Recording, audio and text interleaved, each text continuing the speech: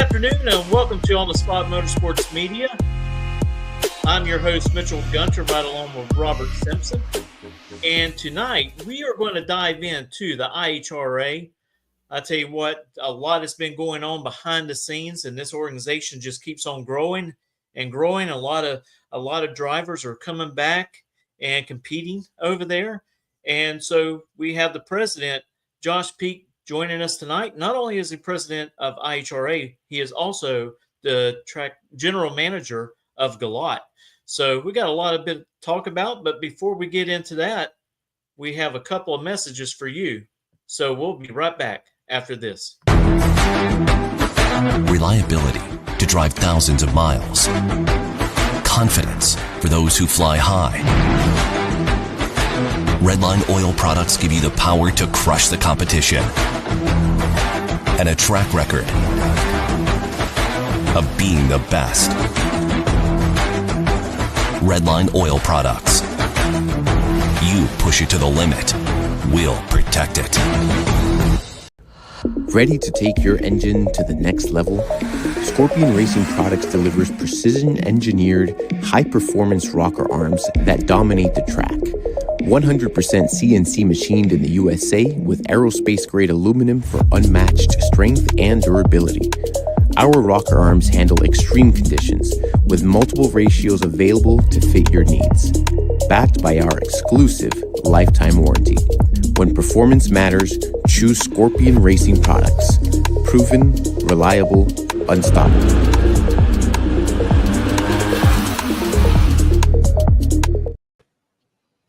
Good afternoon, Josh. I want to thank you for joining us tonight. I know you've been busy, and y'all actually have a race coming up next following weekend. So y'all are always busy and doing some really great things over there at IHRA, making a lot of people happy. A lot of people speaking out on social media about the great job that y'all are doing. Yeah, it's definitely been busy, needless to say. I mean, we had up until our little break that we've had over the last couple of weeks, we had 3 races in 6 weeks. So we started off with a bang. Oh, that's to say the least. Well, like Mitchell said, Josh, thank you for coming on here with your extremely busy schedule. We had you scheduled last week, but you had a business thing you had to take care of. So we hope that went well. So we appreciate you taking time out of your crazy personal schedule, coming on here and talking to us. But Josh, you got a long history. Anybody that knows you or knows of you knows you got a long history. But for those who don't know you, tell us a little about yourself. Like, how did you get started in this crazy sport that we call drag racing? Well, just it all goes back to my dad. My dad worked for IHRA for I don't think that he even knows how long. I think probably it was around the 40-year mark, 35 to 40 years, but I'm pretty sure it was long, about at least 40, if not more. So my dad started off many years ago. I guess that had been late 70s through a friend of his that worked for IHRA currently. And then I, of course, grew up, loving drag racing because he was a part of it. And got old enough to start going to races with him. And, of course, once it gets in your blood, it's there forever. And kind of got involved in the sport. I think, so the races around the old Bristol and Darlington and Rockingham races that, we lived in Columbia, South Carolina. So all the races that he would go to that he drove and didn't fly, I typically went with him, and would hang out or sit on the starting line or, go play with friends in the pits or whatever. And eventually got old enough to work. And I think that the first race that I ever worked and actually got a check was a Super Chevy show at Bristol. And that I was 16 years old and worked a water box. If you guys remember, the IHRA home office used to be at Bristol. And for Super Chevy, when it was at Bristol, they would use a lot of the IHRA employees for that event. So I went with Dad, and they needed some help. So, heck yeah, I'll help. I'm here anyway, so I might as well be getting paid to be here. Right. Leonard and those guys were involved in, and eventually went from there to being My dad was, like I said, was the national event starter. I was the divisional starter for Division II and 9, and eventually became division director for Division II and 9 after Satch Gregg left. Right. And here we are today. So it's kind of many years along that story there, but I guess it's all on him for getting me involved. It could be worse habits, right? I mean, I tell him, I remind him often, he's like, man, I can't, you do so much, you stay busy, and I don't know how you do what you do or whatever. And I said, well, remember, it's your fault that I'm doing this anyway. If it weren't for you, I probably would be doing something else. But yeah, about then he probably looks away, and acts like, it really wasn't me. Like, oh, you're right. You had a decision to make, all that kind of stuff. But I say this, you kind of glossed over a little bit. I mean, because you have done everything from, like you said, the water box to, I'm sure, the ticket booth, the starter. You've called shots. You've done pairings. You've done parking. You've done everything involved with running a track. And not only that, all the way up to a manager. It's like currently right now, you're manager of Galat, correct? Yep. Still general manager at Galat as well. I mean, it's one of the premier 8th mile tracks in the country, I would say. And your schedule is just amazing. What all you do there? Do you handle just the drag strip, or do you handle everything else? I do. I got some help on the personnel side. Chris, Lee, obviously my wife, Katie, Bridget, there's a lot of people that are involved there that help with the scheduling as far as personnel go. But I do all the social media, website stuff, scheduling of events, talking to whoever we're doing events with, whether it be like, Peter or the Fletchers or, Tyler at PDRA, it's, coordinating all that as well. So it's a lot for sure. I love it. I mean, go ahead, Mitchell. Well, I was going to let you finish up with Galat, and then I wanted to jump back over to the IHRA side and talk a little bit about, some of the things that have happened in the past as far as, we knew that IHRA was going to make its comeback and wanted to get back into professional categories and stuff like that, just right ahead of the PRI show in December. Where it was at in December and where it is at today, it is just amazing what y'all had done in that little bit of time. And now, as we look to the 2026 season, y'all are going to have 12 events on y'all's schedule. Yeah, right now we're shooting at 10. I know. 10, okay.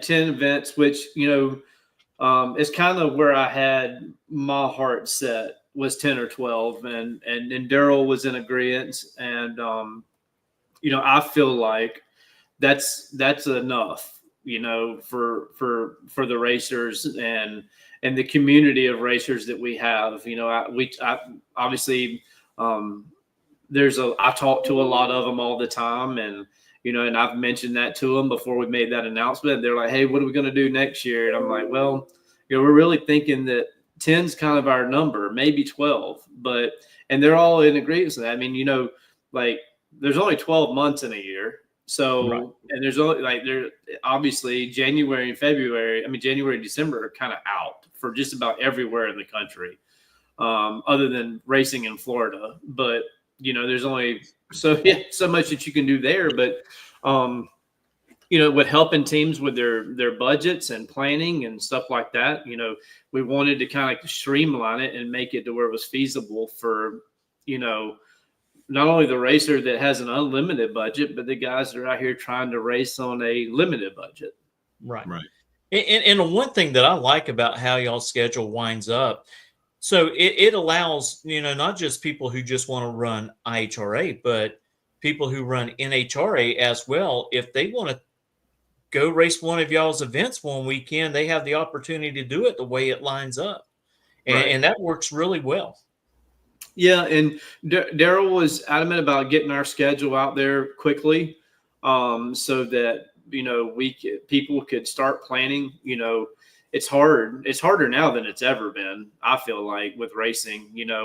Obviously at the end of the day, there's only 4 weekends in a month, and you have to try to utilize those weekends however you can. But we want to get that out there, and we haven't released the facilities yet because there's several really big announcements coming up here soon, and we're still working on some of that. But at least the guys can, pencil in the dates on their calendar, they can kind of start planning for next year and go to their sponsors, and say, hey, look, this is where I want to be, and this is what I want to do.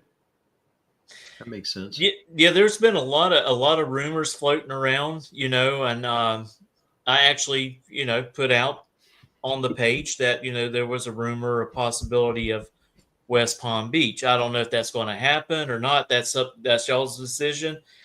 Man, it went bonkers. And I reported it that it was a rumor. I didn't say it was going to happen, but it was a rumor. Right. Man, it had 1 million hits. Sure. I mean, it was going off like crazy. And, and some people, I put in there, it would be really great for the racers, because there's a lot of racers that won't drive all the way up to Orlando or Gainesville to race, or over to Bradenton. And what it would do for the economy if that would happen. And I'll tell you what, man, the feedback was unreal. I want to say it would probably, Robert, about 2,500 comments, if not more. But, there's other great facilities that are on people's radar that they would like to see come back. One of them is Alco Raceway. The other one is Maryland. And Memphis. Memphis. Yeah, yeah. Memphis. Sorry, Memphis, yeah. Yes. Yeah. Come back. I feel like, honestly, whether it happens or doesn't, we're working on some, like I say, a couple different things. But, I feel like anytime that you can revitalize or keep a track open, I think that's beneficial for the industry. Whether it's IHRA or NHRA or whatever it is, I think it benefits the industry to keep these places alive. Now, obviously, as we all know, with the amount of traction it gets when somebody even breathes the word Palm Beach International Raceway, I mean, it just lights the internet on fire. So obviously there's a huge demand for that there, and it's really exciting to see that. Agreed. Hey, and there's one of our guys right there, Mark Beatty, chiming in tonight with Redline Oil. I talked to him on the phone about an hour and a half ago. He's a great guy. He really is. Mark is. He really loves drag racing and supporting it. Well, all forms of racing, really, what Redline covers. Everywhere. I mean, everywhere from super motocross to cars running over 300 miles an hour. Yeah, and beyond. Not only there's just our sponsor, but use their products in our vehicles too. So that's true. We do. That's no lie. But going back, Camille, we agree. We want tracks to come back, just like Josh mentioned. Memphis be in the middle of the state, or be in the middle of the country. Obviously, West Palm being at one time a crowning jewel, but also quarter-mile track. South Florida would handle all the Southeast, because I don't know the closest current IHRA quarter-mile track in the South. I don't know if it. Don't remember exactly where it's at right now off the top of my head, but nevertheless, I mean, you understand, and y'all are doing everything that you can. But so when do you think you might have a schedule set as far as locations for next year? We are working very hard on getting that out by the 1st of October. Okay. Wow, that's pretty early. Why other people usually have to wait around the PRI show to find that out. That's really great for those who want to race, so they can go ahead and start planning, a couple of months out before they get into 2026. Sure.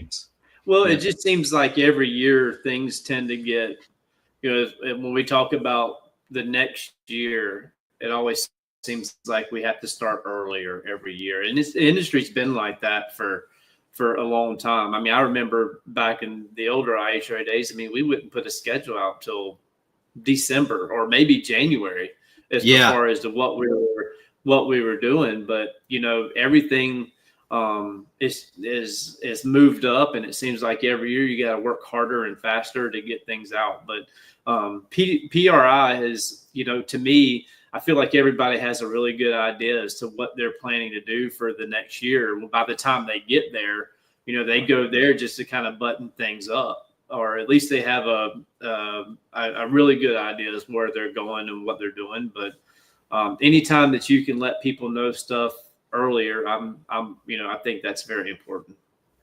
Agreed 100%. Yeah. Just like you said, trying to get the information, solid information out there as soon as possible to racers so that they can start making plans for next year and stuff is a great move for everybody. But I tell you something that IHRA has always been known for in the past. They've always been known as not only a professional racing association, but a sportsman racing association. They always supported sportsman racing. And I've always known it from years and years ago when my family used to race IHRA and absolutely loved it just for those reasons alone. But I've had a lot of people reach out to us asking about that as far as on the sportsman side. What is y'all's plans for the future, continued future of IHRA on the sportsman side, like divisional races or just continue at the national event level and then expand? Any idea on that? Obviously, the grassroots are very important. It always have kind of been a focus for IHRA, along with no matter what we were doing. We were doing the old national events and the nitro jams and all of the various things that we did throughout the years. But we did focus a lot on grassroots racing, whether it be just your local guys that support your bracket races at their local track that runs a point series or the class racers or whatever. That's always been a big focus. And the idea is to next year to heavily be just as focused on that as we are the national level stuff that we're doing. Racers, as much as everybody loves all the national stuff, a lot of things change quickly over there. There's guys that race for a few years and then they go away and then they, somebody else new comes in or whatever. But the guys that support your local racetracks or your sportsman level racers, they support you for a long time. And, they do it because they love it. Everybody does, but I just think it's crucial to focus just as hard on that as if not more. So we are looking forward to continuing the sportsman program, running back out with the divisional schedule for next year. So having, class races, the old Pro-Am style events that we used to do, bringing those back to various regions across the country. Oh, man, that's going to be great. So it gives sportsman racers another avenue. Not only the national level, but also on the sportsman level. Now, tell me something, because I'm unfamiliar. In order to run, let's say next year, to run an IHRA national event from a sportsman racer, okay, do they have to have credit points in order to run a national event? No. Currently, that's not how it is, or correct. Maybe okay. That's good to hear, because I know, I know this year obviously it's just been the national event, so there is not an opportunity yet to build grading points per se, as the other association does. Okay, so that's great. Well, here's another question that somebody sent me and asked, because I'm unfamiliar. Does IHRA recognize other association like chassis certifications or licenses or whatnot and stuff like that? Yeah, if you have an NHRA membership or a license or a PDRA license or whatever it might be, we do honor those. We will cross those over. So we're not going to, if you're required a physical, we may get you to, show us that physical or bring us a copy of that physical. But if you have a NHRA Superstock license, then we're going to, cross it over and give you an IHRA Superstock license. Okay. And that's something that, as far as getting an IHRA license, is that capable to be received at the track? Is that something that you can take care of at the track? Time allowing, of course, you know what I mean? Absolutely. We have a registration trailer that's there that opens up on Tuesday at these events. So if you run NHRA stock eliminator or whatever, you can come to Columbus, and you may have never ran an IHRA race before, but if you have an NHRA license, you can come to Columbus on Tuesday and get your IHRA license right there on the property. Okay, ladies and gentlemen, you heard it right here from the man. There's a question that I had more than one person ask me, and it was answered straight. Chassis certifications, as long as it's up to date, of course. Okay, they could work with you and honor that over on IHRA for the class that you're in. The same thing with your license, depending, the class can carry over. And if your class license does require a physical, especially if you're close on the date, like Josh is mentioning, just bring a copy of that so if there's any legal questions they can ask and get it taken over. And they have the trailer there on site, so you don't have to call it in and hopefully have somebody text it to you. So, my goal is for next year, or our goal, I won't say mine, our goal is to have the ability to, if you show up to a race and want to join IHRA, fill out your paperwork, give it to the ladies in the trailer, and we want to have the ability to print off your membership card right then and there and give it to you at least that day or the next day. So, hey, look, here's your paperwork back. Come back tomorrow and we'll have your membership card printed out and you can take it home with you this weekend. This whole thing of, not waiting 2 or 3 weeks, a month, or, however long, like I want to be able to hand that thing to you right then and there. Well, that's good. That is great to hear, and that is refreshing to hear. That's something that pains me. While Mitchell and I and yourself are a little more familiar with the modern way of how you do the tech cards online and stuff like that, my father and my uncle and stuff like that do not. Okay, yeah. They don't even have computers, so sure. It's really a pain and a deterrent for people like that who are still capable of racing and still want to race to attend some races. So it's good to hear that you that IHRA has taken that and simplified it and made it easier for people to race. Right. So yeah, I think anything we can do to give them something immediately, I think that means a lot. When it's kind of like the difference of ordering something online and you have to wait a couple of days to get it versus being able to go to the store and get it right away. There's just that good feeling to be able to get it right away or take it home with you right then and there versus having to wait 3 or 4 days or however long it might be for the Amazon guy to drop it off in your front porch. Yeah, that's so true. Steven Johnson's got a question. He wants to know, will there be stock and super stock class runoffs in the future, like class eliminations? Yeah. Like they have at Baby Gators or U.S. Nationals, where the same class cars run off against each other. In the future, is that something that IHRA will consider doing? Say that again. You guys broke up a little bit. The stock. All I heard was stock and super stock. Yeah, sorry about that. Mr. Johnson asked. He goes, in the future for IHRA, will y'all consider doing class runoffs for stock and super stock, similar to what NHRA does at certain national events like the Baby Gators or Indy, or a couple places like that, where the same cars in the same class run off to determine the winner in each class, as a special race in a race. And I wonder if that's something that IHRA might consider doing in the future. I'm not opposed to trying anything. If the racers want to support it and we have the ability to do it, then I don't think that anything's impossible. So I won't rule it out for sure. I thought it'd be cool to do a really big stock and super stock combo race at some of these races where you put all those guys in together and run them, you know what I mean? To kind of for bragging rights or a special trophy or whatever it might be. I agree. I like that. And that's thinking outside the box too. You know what I mean? I think also that I have not looked at your recent purse structure, and I know it varies for classes, but I like the idea, and I'm sure you feel the same way too, on being able to pay back more, even just a little bit, versus so top heavy. And I'm sure IHRA is taking that in consideration, correct? Yeah, we are for sure. A lot of this stuff was kind of set up early and kind of what we did or whatever, but I think next year we probably will make some changes as to how we structure things. Not necessarily that the payout will change as far as the top goes, but how we pay back, it may be a little different. But okay, we'll take time to look at all of that during our free time in the offseason. Yeah, because I mean, let's face it, you are trying to drink from a fire hose, aren't you? Yeah, very much so.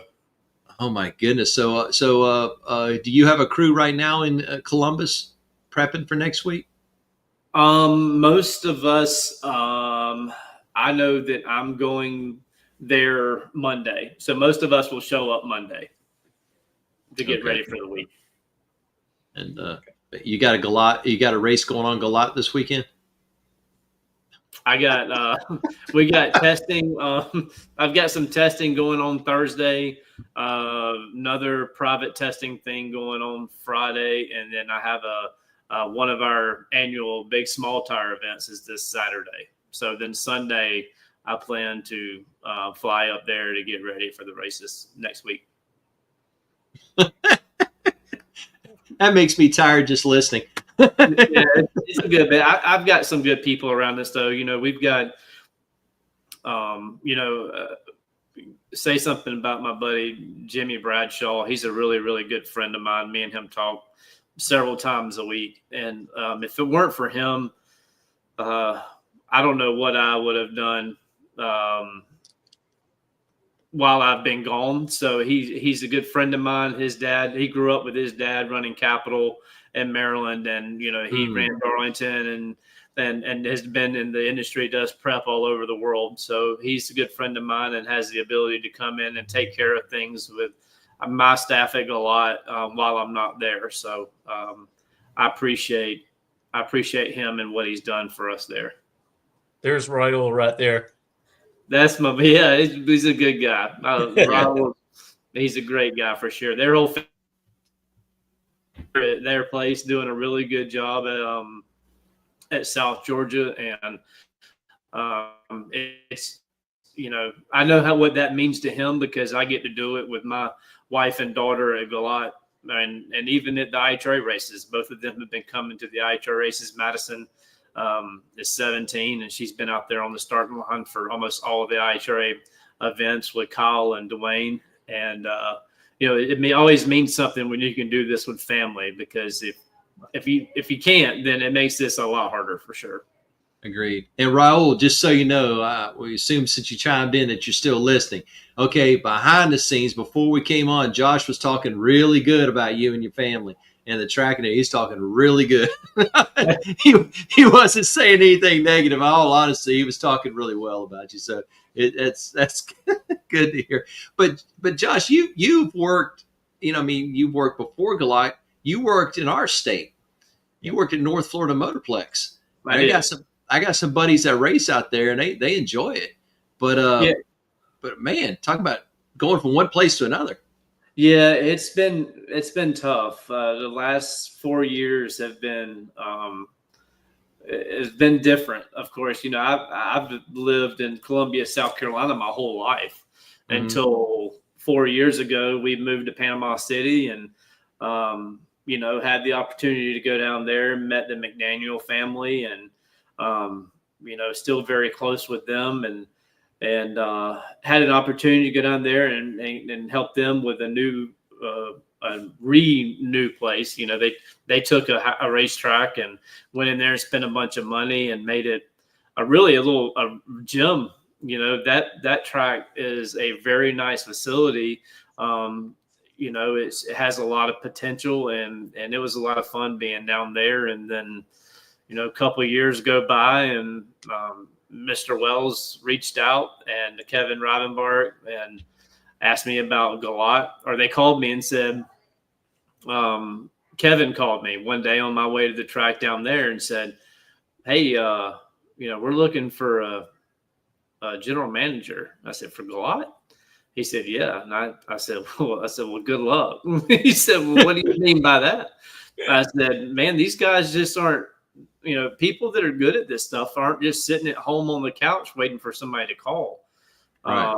This industry is tough, and especially somebody that you're willing to trust with your business and make things happen for you where you don't have to be there. But right, I did enjoy our time down there. McDaniel family, or I still talk to Kevin and them a bunch, and I think the world of them. He's like a brother to me still, and But here we are today. I feel like everything's kind of happens for a reason and meant to be. Yeah, speaking of North Florida, they're going to have a Nitro Chaos event, I think, coming up Yeah, here in a month or two or something like that. I think I put the flyer out on our page because if I see a flyer of an event going on at a track, it gets posted on our page just so people know what's happening at that facility. Right. But yeah, they're doing some really good things over there. Yeah. I got to get over there. I got to get over there someday. It's just I got buddies that keep saying to come out here. Dallas keeps saying, "Come out here and race with us." And I'm like going, "Yeah, I want to." It's just got to work it in my schedule. That Panhandle is not exactly the closest thing to Jacksonville, But no, you're probably 4 hours. Yeah, just straight too, and that is the most exciting drive known to mankind on I-10. Once you, it's terrible. I mean, it's almost as bad as like being on 20 between Atlanta and Birmingham. Like it's just it's terrible. That trip, I made that trip many a times, and especially by yourself. It's like, you feel like when you leave, when you get on the 10 there in Tallahassee, and you drive towards Jacksonville. I mean, you feel like you're driving across the state of Texas. It's like Yeah, exactly. When you get to Lake City and just east of Lake City, then you're like going, all right, I'm motivated. And when you get anywhere near Jacksonville, you know that. Yeah. But going the opposite way, going west, man, once you hit Lake City, it's right at, close to 2 hours from my house to 75 on 10. Robert. But then once you cross it, forget it. Yeah. Robert, you're complaining about driving to Panama City. Stay on I-10 all the way to California. Till you hit I-8. Now that's a ride. Hey, it's called a choice. All right, you make a choice. Made a choice. Hey, Jordan, thank you for watching us tonight, and also Mike Cook. Yeah. Man, he's been busy. He's been all over the place, prepping tracks and stuff. I've been seeing his post. Oh yeah, same with Jordan. Jordan went to Minnesota, entered his first points race, won 3 rounds in it both days. And then turned right around and entered his first national event in Minnesota. And I'm like going, he's a Florida boy. And I'm like going, man, that's great for you, man. That's fantastic. He's really, really a young man, really doing well with himself and his racing team. But Josh, tell us more. I mean, there's so much going on with IHRA. It is so hard almost to keep up with so much. But something that Mitchell and I both, and everybody honestly we've talked to, have admitted to as far as that it's really good about IHRA is one, it's been your communication. Your communication on getting information out, schedules out. If there's any corrections you need to make on the schedule, you get that information out. But 2, the media, the live stream of the events, it's been phenomenal. I got it going on right now over my shoulder. Okay. And I tell you, I don't know if that was part of your game plan initially when y'all started up IHRA or revamped it. I don't know if that was part of it or is it something that you kind of added in then, but you're doing an excellent job with it. So I hope y'all continue with it. Yeah, I mean, they have done an excellent job of streaming the whole entire race. And that's something that we don't really get too much of, something live happening at a national event, and to see people like watch Lex June win Top Fuel, and you see Dale Worsham jump back in the funny car and win funny car. Actually, I've got a picture of Lex in here somewhere. Jason Deesh winning factory stock. There's Dale Worsham. Yeah, it's awesome. That is, and Dale's got a long history with IHRA. For sure. So I mean, it's great seeing what y'all put on there on the live feed, and like I said, I'm watching over my shoulder right now. I'm watching your national event, and the coverage is excellent. And the interviews are raw. Yes, I like it. It's raw. It's in your face. This what happened. I screwed up, it's all out there, Right. And a lot of people, they love that rawness. Yeah, they've done a great job. Ralph Shaheen and Tommy Johnson Jr. and I mean, I don't think it really gets any better than that. I mean, really, as far as I remember some of those same guys whenever I was a kid, and so to have those guys right back in there, to me is so awesome, and the knowledge that they bring. I mean, the only thing I thought would be cool to add to that would be let's bring Brett Kepner back. You know what I mean? Yes, yes. In there, and the cool factor of that is just unbelievable. But I was telling you guys earlier, our first race at Columbus, I didn't really get to see much because I'm a very much so outside on the ground type of person. I like to stay busy, but I just happened to walk in the tower at Columbus and looked up at a monitor they had, and it was showing the live stream. And I kind of looked up and kind of looked up again, and I was like, "Holy smokes, that looks amazing!" And I'm, the live streaming is hard. There's a lot of people that do a really good job at it, but to get it, I was blown away by the picture quality, and how crisp the picture quality was. And they're doing a great job. The whole crew is. They bring a truckload of people, and they do whatever it takes to make it look really good. The girls are doing a great job with their interviews. Like, I think it's cool to not only have the top end interviews, but like to see them like interviewing people sitting in the race car in the staging lanes.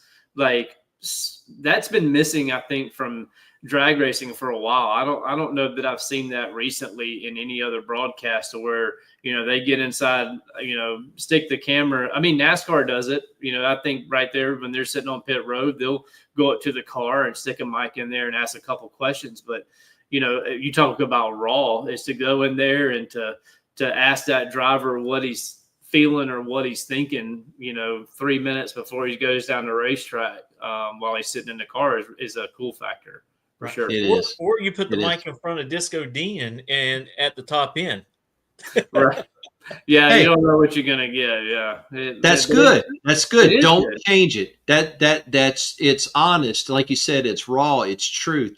I think what people really don't like anymore, as far as in a lot of sporting events, it's just when things feel pre-scripted. Even though they might not be, they feel it. Yeah.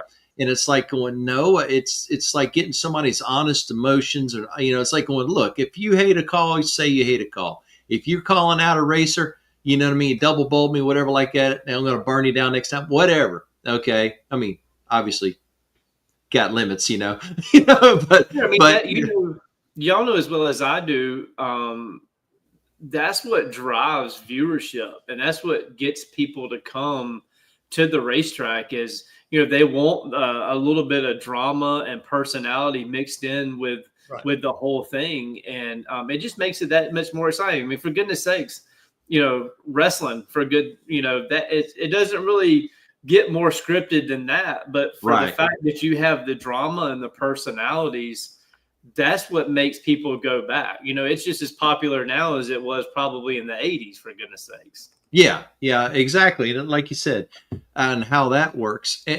But also going along the lines with the coverage that you're doing. Now, something we know people that race in both the Hemi Shootout and the Factory Shootout. And we've interviewed, matter of fact, the winners of your first event, Jason Deach and also Steve Camella. Okay, we've interviewed both of them in the past year, a little over a year in, but we've interviewed both of them. Okay, great people and great racers. But the thing is that you showed the coverage of both classes, which is not really shown. Now, the Hemi Challenge will be shown at Indy, but typically nowhere else. The fact that y'all did it, okay, and covered it very, very well, and the same thing at the Hemi Shootout or the Factory Shootout, it's really good. And people notice that. Racers notice that. Sponsors notice that. And so it goes a long way. So, I mean, as soon as I saw it, I responded to the racers. They appreciated it. They were all just over the moon appreciative. Well, you just had Dylan Voss also won. Yep. The Mountain Motor. Yeah. Yep. For the first time in a while. And I think he lost his granddad not too long ago. I don't think they had won a race since then. And that was a very special moment for them. And it was cool to be a part of it and all. But, back to what you're saying with Jason and those guys, or any of the sportsman categories, we try to make the schedule to where obviously we've gotten our butts handed to us with weather. The first couple events, Columbus and the first mile event, it was either crazy hot or raining. There was no other option. And but we tried to make it to where we could run the finals together, so that when the fans were in the stands, hot rod, stock, quick rod, super rod, top dragster, top sportsman, all those guys should have the same ability to run in front of the same group of fans sitting in the grandstands as Mount Mutter Pro Stock or Top Fuel or whoever. Everybody knows there's nothing better to be up there on the starting line, and no matter what class you run, and to look up at those grandstands and do it in front of a bunch of people. Because, if we're running Top Fuel at 6 o'clock in the afternoon running the finals, and we still have 3 rounds of sportsman cars left to run Sunday night at 10 o'clock when nobody's there, not saying that, you don't do what you have to do, but those guys are just as important as anybody else is there. Agree. And that's something that we are really, really bent to make sure that we treat all the racers the same. It doesn't matter what category you're running. That's good. That right there is where it's at. And that's where IHRA Roots has been. And it sounds like you're continuing that. And that's good. That's what people want to hear. Just like the fans that want to come out and watch IHRA races. Okay, everything I've seen y'all do, the ticket prices have been fair. Y'all have different, groups, like buying tickets and for different things. So I think that's really good. Do y'all have any specials coming up for the new race, for the one in Columbus next week? Do you got anything you can share with us? Not really anything different. No, the tickets will be the same as they have been. We're gonna maybe do something different next week or something. We'll see about that. But okay. I was just throwing it out there. I was kind of hoping you're going to just really just blow us away. It's like going, a car load for $20, or you know what I mean? Bring your own grill kind of race. You know what I mean? Just leave it in the parking lot. Something humorous like that. Yeah, you would really caught us off guard with that. But there's the. Now I tell you, your boss is a very interesting man. a very interesting. I don't know a whole lot about the gentleman, but I tell you what, to take on a challenge of IHRA, I commend the man. But then to go out on the Ozark Lake and run over 240 miles an hour on a cigarette boat, Yeah, there's not much that holds him down for sure. I met Daryl not very long ago, for the first time just a few months ago, whenever he was interested in buying a lot. And obviously I've gotten to know him a lot better since then, but he is interesting. He's different in the fact that I tell you what I love about him is the fact that he doesn't necessarily need or want to be in the limelight. He doesn't have to be the guy in the spotlight, or needs to be a cheerleader or whatever. He just has such a great time seeing other people have a good time, and that impresses me so much. Like the whole ice thing, riding around on that tractor, delivering ice to every racer every morning. You would not believe the response on social media to that alone. Right. Oh, please continue. You were saying. Yeah, and that to him, is so important, and that's what makes him happy. And I love that. I really do. He just really loves seeing other people have a good time. And he's doing a heck of a job at showing people a good time right now. And I think that's really what blows a lot of the people away. The hospitality, feeding the racers, during the event, their team and stuff like that, a couple meals a day here and there. Using the helicopter to drive the track. Yeah, using the helicopter to drive the track. It's just he is who he is, and he's very simple. And I don't know, I kind of relate to that a lot.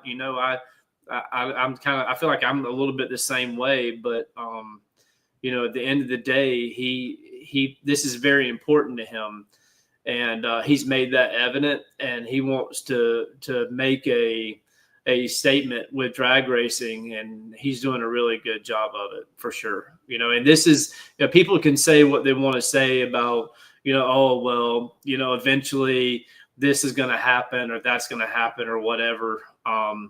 We're all in this for the long haul. Yeah, I know I am. I'm obviously very invested in IHRA. So as long as he wants to keep me around, I'll be around. But this has a lot of importance to us, and we're not trying to be anybody else. We're not trying to be a different organization or like anyone. We're trying to be our own people and our own organization. And I feel like there's only a couple things you have to do in drag racing. I think you have to treat the racers fair and consistent, and show them a good time, and pay them decent money. And those three things will make everything else happen. So I think at the end of the day, that's just kind of all we need to do. Right. And speaking of people, racers and stuff, they need to embrace it and go out there and support, a sanctioned body. You got to support a sanctioned body if you love drag racing. What's wrong with supporting IHRA? We want to be able to survive. We want these tracks to stay open. I mean, you see it all the time. Oh, I want this track back open. I wish this was track open. Well, if the tracks go back open, well, they need racer support to keep them open, and they need also the fans of those towns to take part to help support it. For sure. Yeah. I think it got kind of like what we said about the Palm Beach thing, or it doesn't matter what track, Memphis or Atco or any of those places, it's doing what we can to make the industry healthy, and sustain the industry. And I think that's really the ultimate goal for everybody, is just getting here together and support what they can. Yeah, completely agree. That's a very you're right. We all have to support it. Even if you can't travel abroad to other tracks, support your local track. Whether it's drag racing, circle track, or whatever, even if it's just as a fan base, go and support it. Because once it's closed, it's hard to get them back open. Oh, man, it's really hard. Because then you got to fix stuff, because, if it sits so long, then you got problems with the track. You got problems with the tower, you got problems with the bleachers, and so the longer it's shut, the more it deteriorates, and someone has to come in and spend money. And two, all the things that get grandfathered in during a certain time of ownership, when ownership changes, or either if that place closes and another person comes in and tries to revitalize that, you're now going to have to be involved and be under the current requirements for anything. And so that's really hard too. You said, oh, well, you know what? We didn't have a curfew, for the last 15 years. Well, you guys were closed for 5 years, and now you're under new local codes or requirements, and now your curfew is 10 o'clock. So, you're at the mercy of a lot of that stuff when something like that happens. I hope y'all never have to experience that. At any of your big tracks. I don't think a lot has a curfew, do you? Yeah, we do. We have an 11 o'clock curfew. Oh, really? Oh, I thought that was just Bristol or something. No, Bristol's one. Yeah, at least it used to be. I've I try not to. I've ran past curfew. Matter of fact, we ran till 2:30 in the morning last year for Halloween Havoc. But I was I was going to ask for forgiveness versus permission. Yeah. We didn't. I mean, we had over 500 entries, and we had the next day we had 500 entries to run again the next day. So I was absolutely bent to get finished that night, and I told him, I said, we'll run till the authorities show up or whatever. But we don't abuse it there. Like, I've only done that a handful of times, and I've never once had someone say anything about it. So. Well, I think they ought to be a little lenient when you have an event like that anyway. That's a lot of people that support in that community. Well, that, and too, it wasn't like it was a Sunday night when people had to, get up and go to work, or kids had school or whatever. This was a Saturday night deal. So, I tend not to really worry about it too much at that point. But if it was a Sunday night, then yeah, absolutely. Yeah, we'd have been done. Well, where I currently live, I live almost near Keystone Heights, Florida, and I'm about 25 minutes away from Gainesville Raceway. But we have a road course track right over here by the airport. And, some people, they sometimes they say, well, they're out there. All you hear is those cars on Saturday out there running on the road course. And I says, have you ever went out there? No. So you ought to go out there and see some of the cars that run. Because I tell you, when Sebring is happening, or the 24-hour Rolex, I said the prototype cars are out there on that track, and they're practicing. And sometimes they have open practice, and you can go sit out there. Some of the teams are fine with you to come out there and watch the cars. Yeah. You have that opportunity, or to go out there and see it. And I said, and it's a great opportunity for the community to make money, because if they have 5 or 6 cars out there, they have 6 or 7 crew members. What are they going to do? They're going to go right down here to the store. They're going to buy their gas, tax revenue. They're going to go buy food and spend their money, tax revenue. Right. So don't run tax revenue off. Right. Yeah. And it's like, you said the place is right beside an airport. You can't go out there and complain about the airplanes flying around your house all day long. You know what I mean? So right. And they do. It's a small airport, but still, there's a lot of private planes that fly in and out, daily. Yeah, the communities, I think, the Galat community, I've gotten more involvement with Johnston County and the tourism and the boards and stuff. I've gotten them really involved with the racetrack since I've been there. And because they weren't really very much, but you got to get them involved, because I had to go to them and try to help them understand, or wanted them to understand, not just so one-sided from the business of Galat, but like what it means to the community. I mean, right down the street from Galat, there's a Hampton Inn and Suites that's not but a couple years old. They just finished a brand new Holiday Inn Express. Literally, you could throw a baseball from one to the other.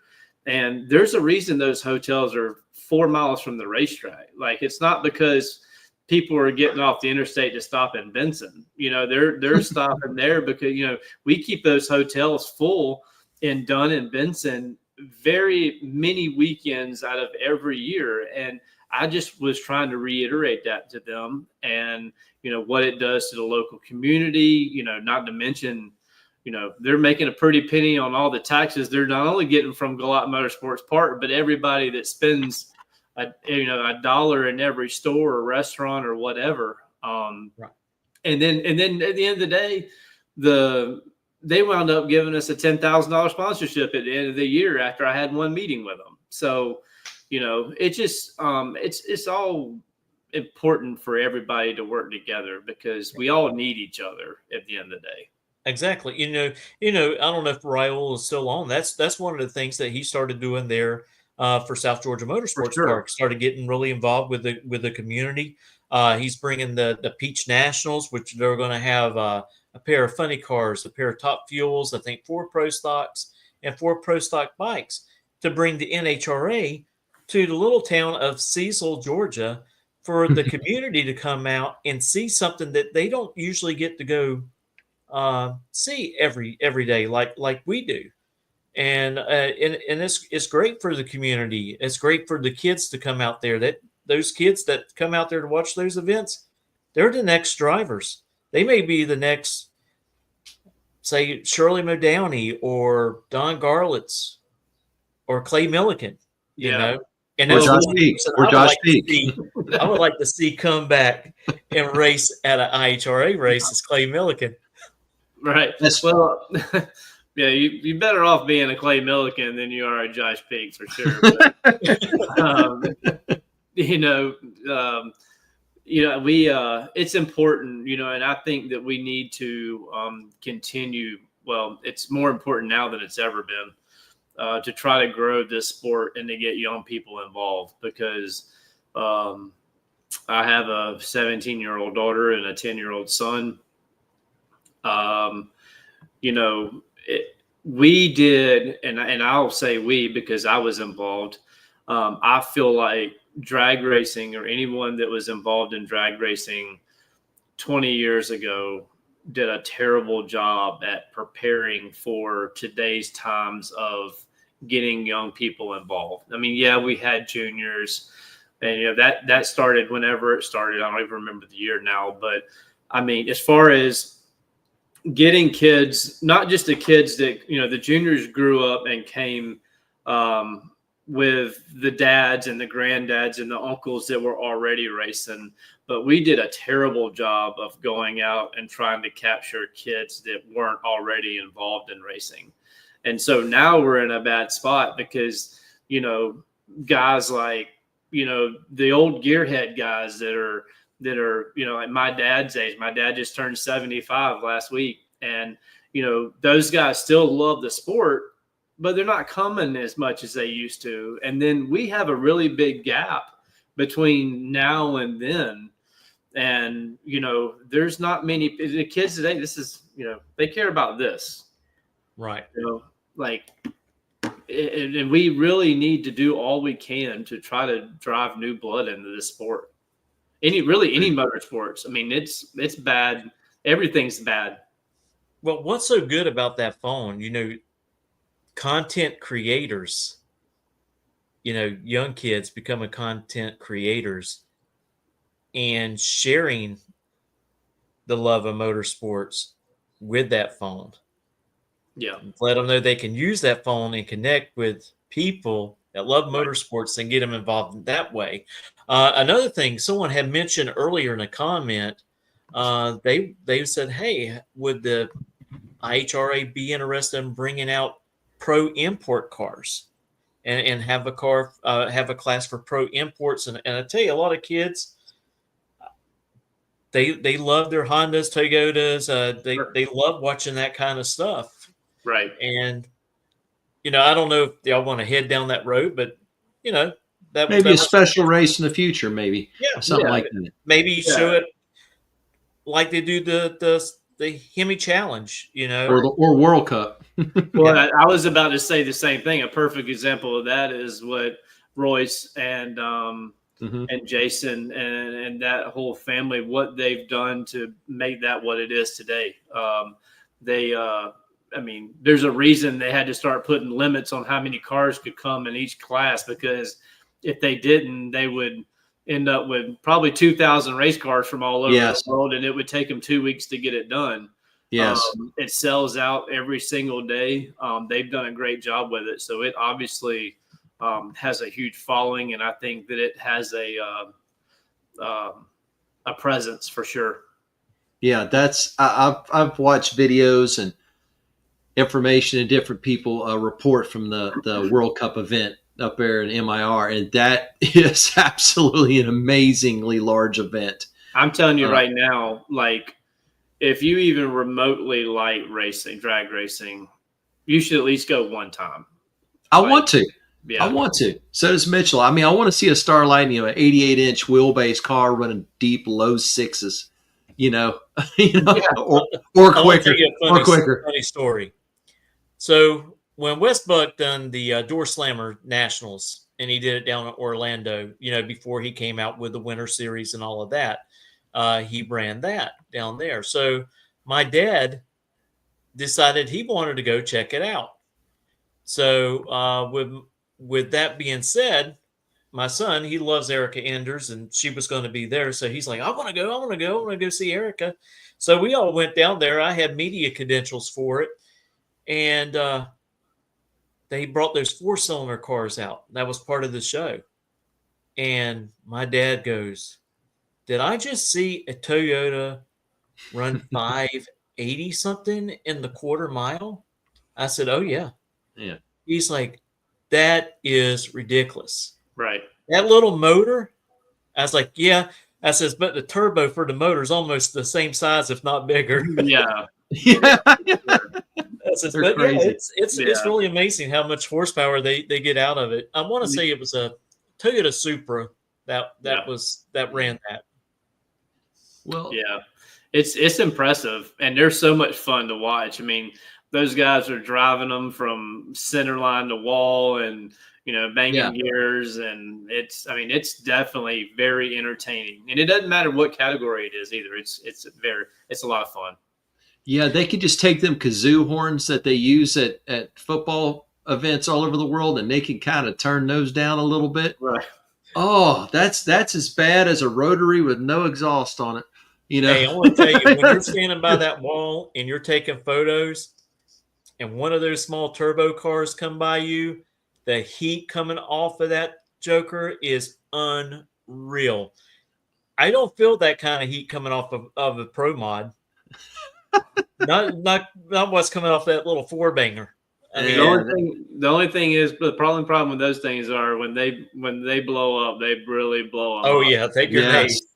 Yeah, and the rules come out. It's everything else is coming out with it. Yeah, and the rules that Royce recently put out about that at that event, penalties and stuff like that. I only read part of it, and I'm like, okay, it had to have gotten bad and passed. But Josh, I mean, you were born and raised at drag racing, born and raised at the track.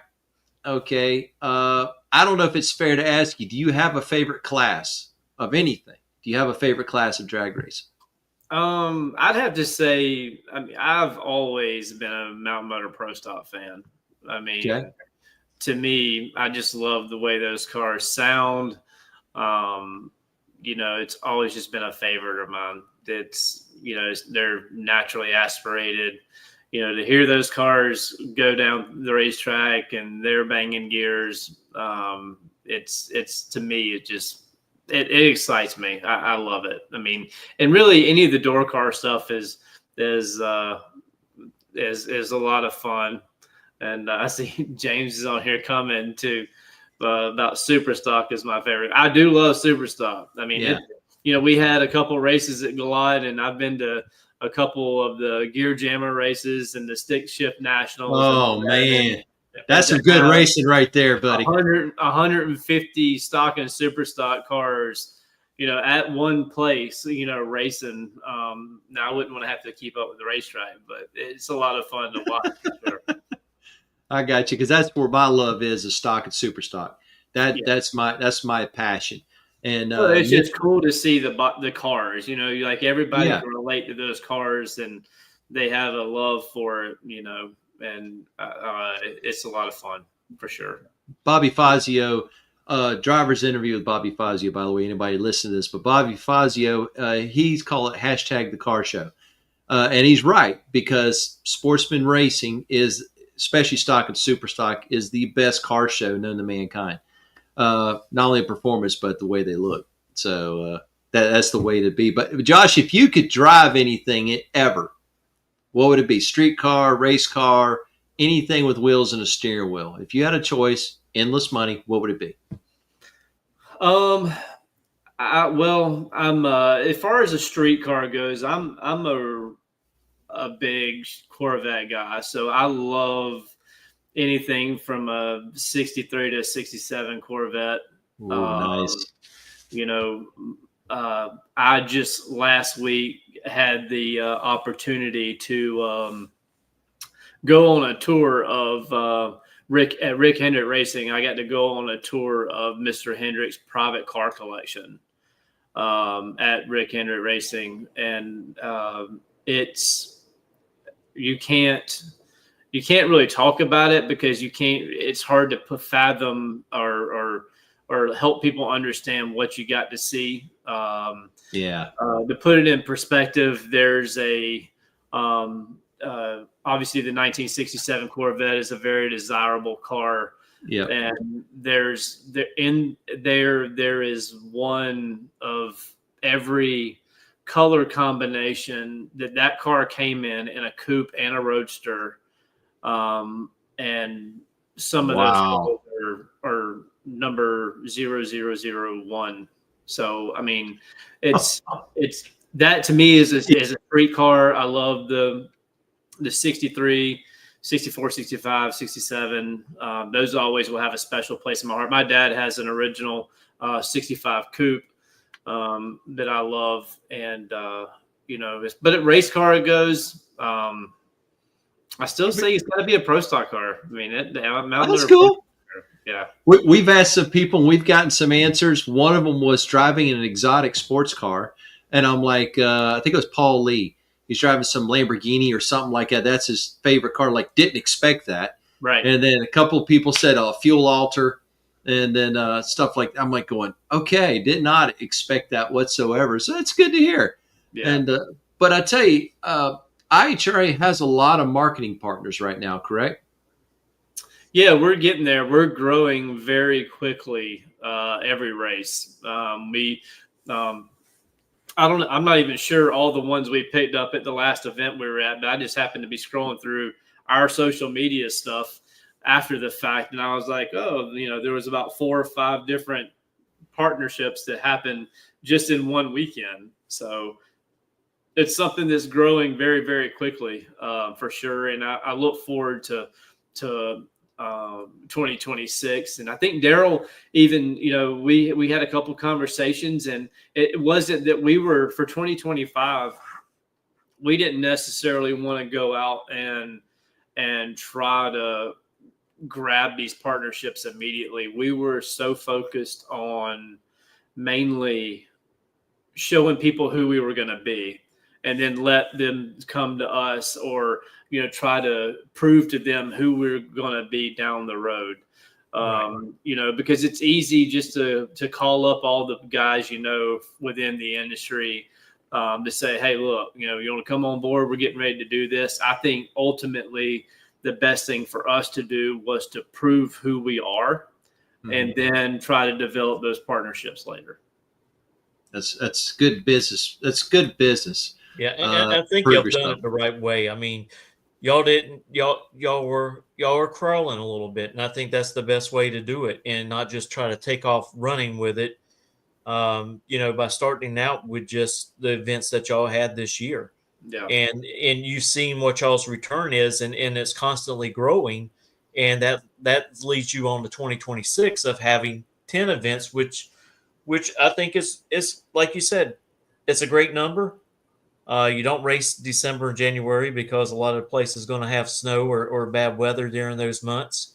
And I'm really glad to see the IHRA moving in the direction that y'all are moving. And I tell you, maybe in 2026, me and Robert, maybe we can try to make it 1 or 2 events and reach out to y'all about getting media credentials and coming out there and covering it and doing some interviews with some of the drivers. Because when we try to go to events, we try to not just talk just to the professionals. We like to talk to the sportsman guys as well. Absolutely. When I say guys, I mean guys and girls. Sure. Yeah. A little bit of everybody. That now you get beat up at the racetrack if you don't include them anymore. Yeah, that's they're right. the ones that blows you up on the trailer first, usually. Yeah, I mean, we had an all-girl finals at the race at Milan, the 64 car shootout. It was an all-girl finals. Yep, it was Jamie and Kendra. It was awesome, and there was a lot of like Troy Williams, and there was a lot of really good racers there that didn't end up being in the finals. But it's it's fun, and as far as the partnerships go, we want people to be there because they want to be there. Right. Agreed. Agreed. It's easy to walk around PRI and go to every booth and try to make yourself seem valuable or relevant or whatever, but the relationships. This industry is all about relationships, and I think if we can just surround ourselves with good people and have some good relationships, I think everything is going to be okay. It's building trust, Yeah. and that's what y'all are doing. I mean, I see it all the time on social media. How people are reacting, and how much they love getting back out there. Larry Morgan's one of them. That speaks very highly, and Yeah. I got a lot of respect for Larry Morgan. Oh yeah, and you have a lot of good staff working there at IHRA with a lot of experience, which is great. It's great to see racers working for associations, that they've been there, done that basically. But tell everybody how they can get a hold of IHRA if they have any questions. How can they go about doing it? There's a info number on the website, as well as an email address. Okay. Reach out there. My number is not hard to find by any means. My number has been published in motorsports for a very long time. So sorry about that. No, it's been like that. I mean, it was in the IHRA rule book for years, so it's the same number I've always had. And we're getting ready to come out and unveil a new website here in a few weeks, hopefully. Okay. And I stressed to them even a couple of weeks ago that on the new website, I wanted to be sure that my email address and cell phone number was on the website. I don't want to go to the racetrack and have a racer come up to me and say, I've been trying to get a hold of somebody at IHRA for 2 weeks now, and I can't talk to anybody. Right. Now it may take a week and a half for me to call you back with all the phone calls that I get, but I do want that. I want the racer to have the ability to reach out, and I think that's important. And Agreed. I don't want to hear that if at all possible. Well, that's good. That makes you approachable. Makes the association approachable for people that want to get involved and want to race.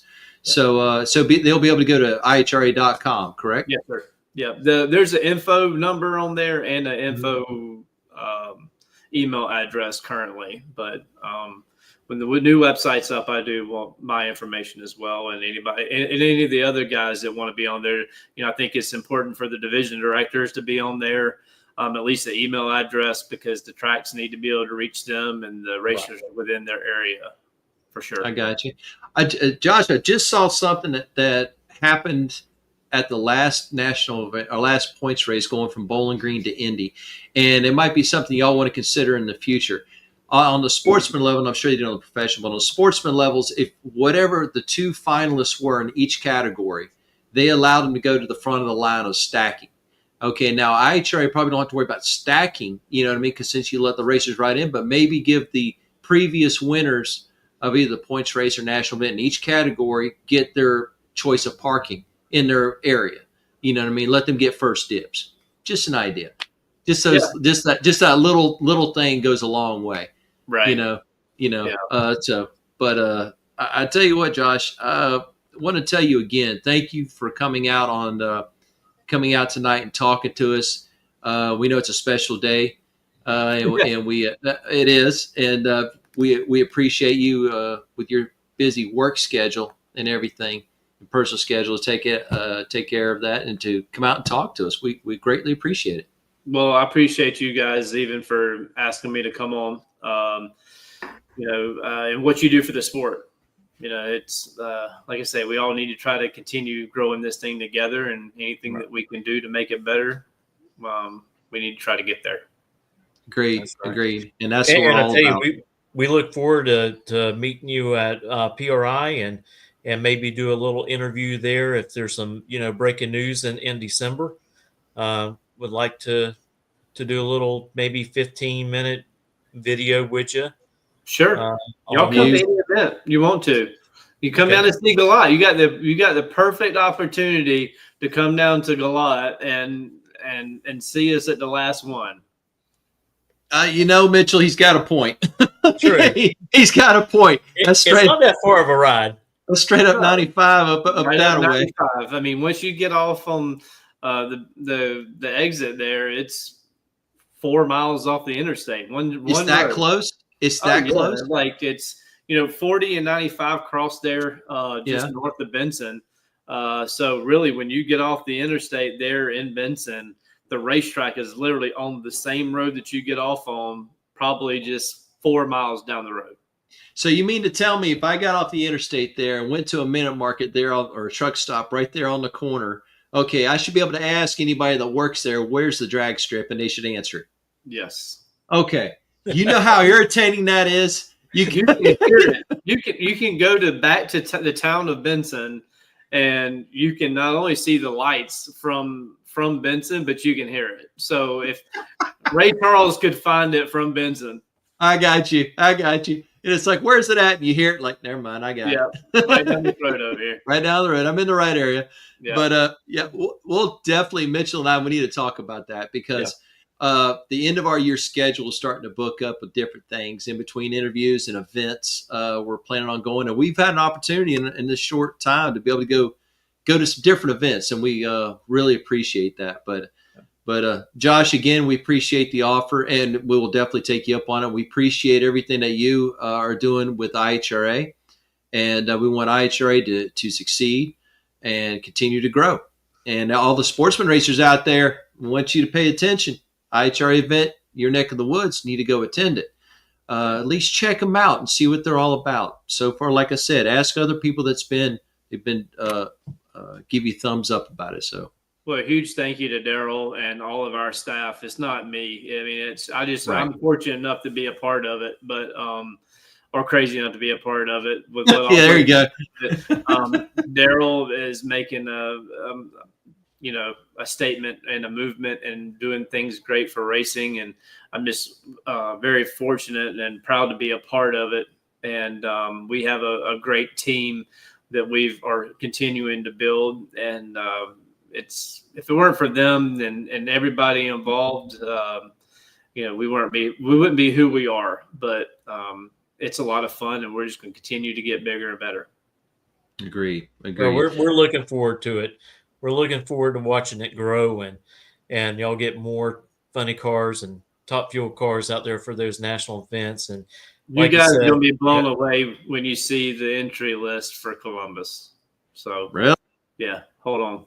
Yeah, it's okay. Gonna definitely look for that. And I want to meet Daryl. I just want to meet Daryl and talk to him a little bit because, I mean, he seems like an all right guy. He is. Anybody that loves drag racing and go out on a cigarette boat and go that fast, they're special that way. Yeah. Pretty awesome for sure. Yeah, that's a good boss to be with. But once again, Josh, we want to tell you from On the Spot Motorsports Media to y'all, thank you very much for coming on. And we wish you and your family a wonderful day and a safe weekend as y'all are, or next week as y'all are heading up to Columbus. Yeah, to Columbus next week. Columbus. Yeah. Thank you guys a lot. And, Mark, Redline Oil, and you guys, all the partners that y'all have for giving y'all the ability to do what y'all do and allowing me to be here. No problem. Anytime you got some big news that you want to put out there, just hit us up. We'll get you let back me do it here first. Right. Hey, it don't matter Right. small news. You can continue to send us flyers of events, and when the Pro-Am events or the sportsman events come available, definitely make a point to send them to us. We'll share them too. Absolutely. Be more than happy to. Even Galat too. Everything. Yep.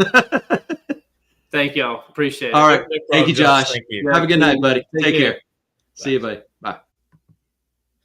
I tell you what, I'm really glad to see what really is going on over at IHRA. Just some wonderful things, a lot of great news coming out of that organization, and I want it to grow. I want to be very competitive, and like I said, I like how they do their schedule. They try to stay off the NHRA events and give more opportunities for fuel teams to come over and participate in their categories.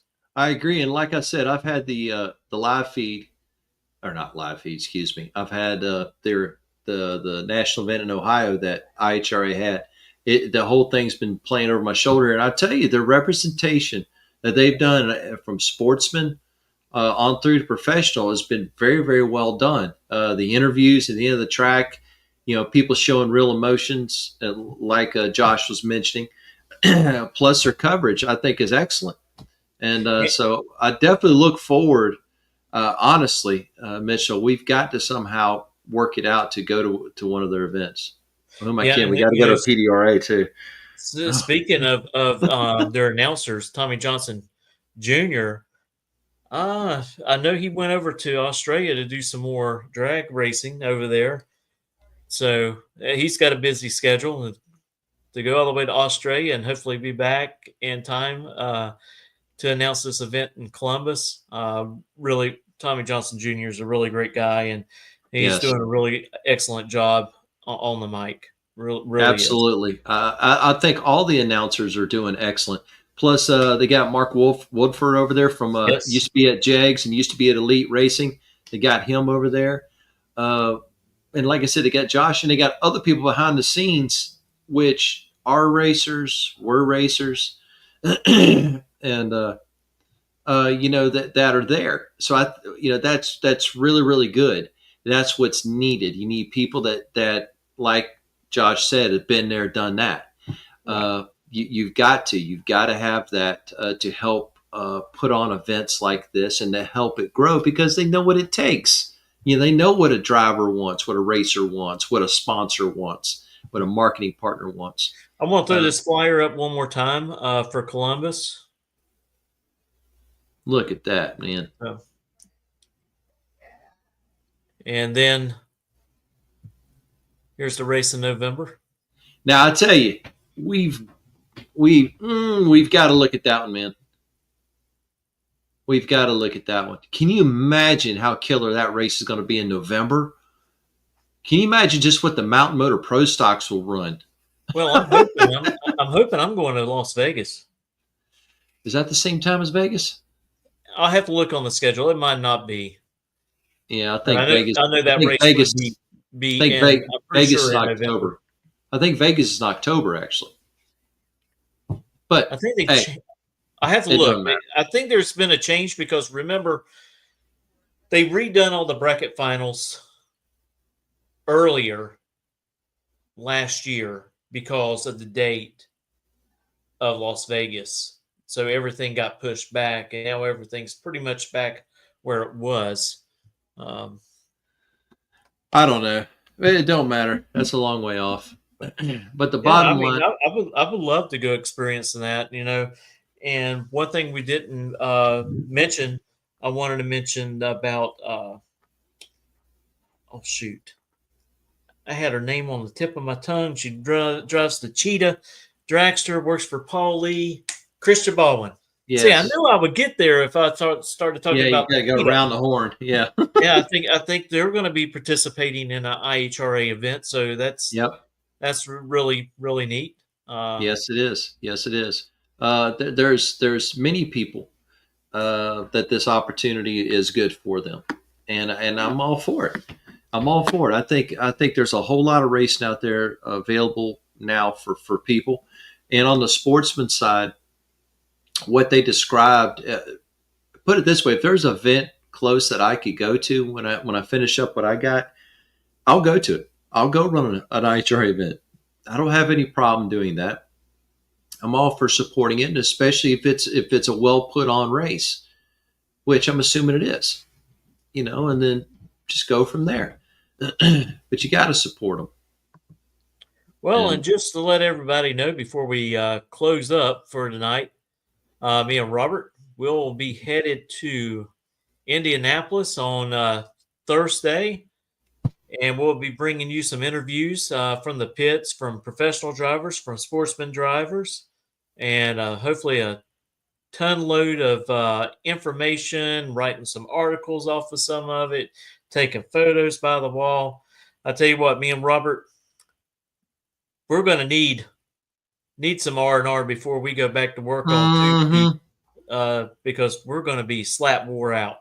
Yes, we are. We're hitting the ground, literally running Friday morning.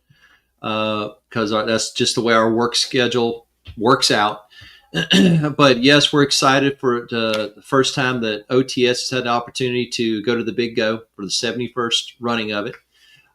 We're looking forward to watching the Hemi Shootout. That's one of the big things that we definitely want to see, and qualifying and sportsman racing and the comp clash and everything. But this is a big event for us. So we appreciate everybody's support that you've shown to On the Spot Motorsports Media. We also appreciate our marketing partners, Scorpion Racing Products, and also to Redline Racing Oil. They're first-class companies, and we use them. So we ask you that if you're interested or needing an oil company, you go to Redline. If you need any valve train components, you go to Scorpion Racing Products. It's run by racers. So that's always a big help. And also, just like Mitchell kept saying, he goes, go support your local track, wherever that might be. Whether it's a dirt track, drag racing, whatever like that, go support your local track. And if you don't have a car to participate with, you can go meet somebody in the pits, start coming on a regular basis, helping them. Okay, so you can get involved with it that way. So don't limit your ideas about that. But like I said, see if Steve Camella can win number 5. That's it's a tall order. It's a tall order. It's not impossible because the Hemi Shootout has they're all top runners. But when you start dealing with Steve Camella, of course, you start Bucky Hess, Jason Line, Charlie Westcott Jr. is bringing out Ugly Fish, in which we're seeing the results of him running in the heat, and they have been just putting it down in the heat. Tell you a little funny story. Anthony Rhodes and just go ahead, Eric Bell. Zane goes, why do they got names like fish on them? So I had to explain to him, barracudas, and barracuda is a fish, so they come up with all kinds of names like dirty fish and fish sticks, and that's what Jason Lyons would be driving as fish sticks. So a lot of great things, and I love seeing the cars with names on them. Agreed. Back to the 60s and the 70s, the way the cars raced back then.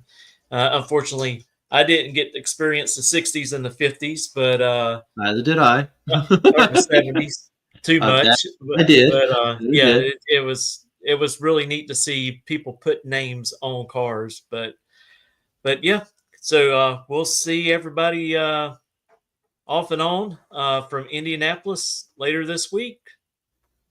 Absolutely, everybody. And like I said, wish us a good time. And like I said, continue to follow us on the Spot Motorsports Media on Facebook, on a YouTube channel, okay, and also Spotify and Instagram. Okay, we're working hard to get on the different platforms. So we ask you, if you haven't subscribed on YouTube, go over there and subscribe. We've got a goal to grow that channel. And this interview will be on there, plus other racing videos forthcoming. And thanks everyone again for dropping comments over in the comment bar. We really appreciate it. Absolutely, we appreciate everybody, and we wish everybody, and hope you all have a good night. Take care. Take care, everybody.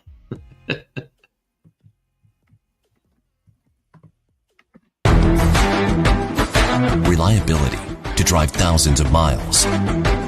Confidence for those who fly high. Redline oil products give you the power to crush the competition. And a track record of being the best. Redline oil products. You push it to the limit, we'll protect it. Ready to take your engine to the next level? Scorpion Racing Products delivers precision-engineered, high-performance rocker arms that dominate the track. 100% CNC machined in the USA with aerospace-grade aluminum for unmatched strength and durability. Our rocker arms handle extreme conditions with multiple ratios available to fit your needs. Backed by our exclusive lifetime warranty. When performance matters, choose Scorpion Racing Products. Proven, reliable, unstoppable.